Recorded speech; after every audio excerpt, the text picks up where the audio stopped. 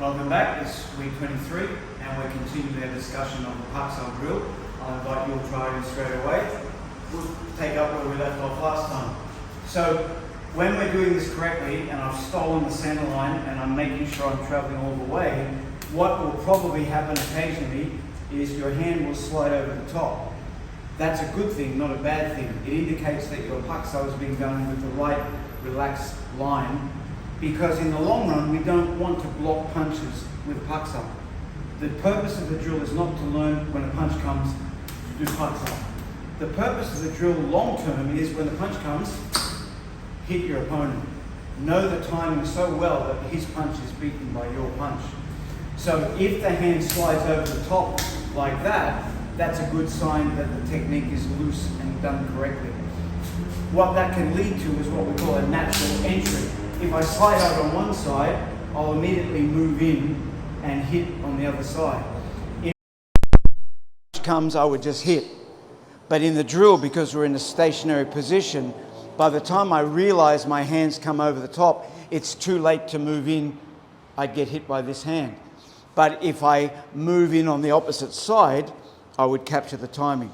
So we normally refer to that as a natural entry because it occurred very spontaneously by itself.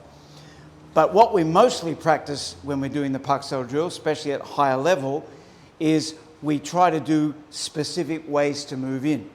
And the first and most obvious one is to use the Paak Sau we're already doing. So if you work with me, we count this. If I count 1, 2, 3, that would have been a fourth Paak Sau. What I'm going to do is not just do that and stay here, but I'm also going to be using this hand for a punch, and I'm also going to be moving my stance into the center. So we end up 3 actions at once. The Paak Sau, which was going to happen anyway, a step forward, and a punch. The punch is, technically speaking, it's a jab punch. It's the hand that was going to come out anyway. So I move in on the count like before. 1, 2, 3, boom. Everything coming in at the same time. So now my hand is free to continue attacking. All right? So the best way for beginners to learn this is to count it out loud. 1, 2, 3, move. I'm stepping in as deeply as I can because that creates problems for his balance. The angle doesn't have to change very much because I've already got his arms going in the wrong direction by virtue of how I'm extending the Paak Sau. So when I move in, there's not much change that I have to make. Many people make the mistake of because they're on the outside, they have to take a big step. Well, he can chase that. But if I've got that narrow line happening, I hardly have to move and I'm in already.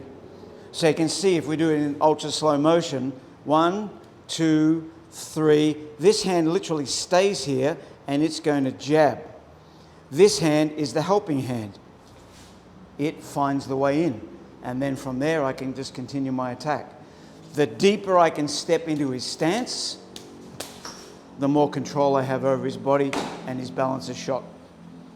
All right, so that's what we consider the basic idea.